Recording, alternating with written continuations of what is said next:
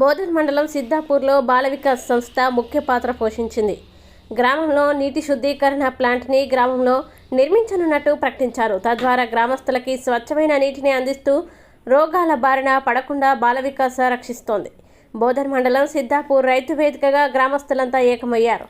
శుద్ధీకరణ, త్రాగునీటి కోసం బాల వికాస్ హన్మకొండ వారి సౌజన్యంతో శుద్ధీకరణ ప్లాంట్ ఏర్పాటుకి ముందుకొచ్చారు.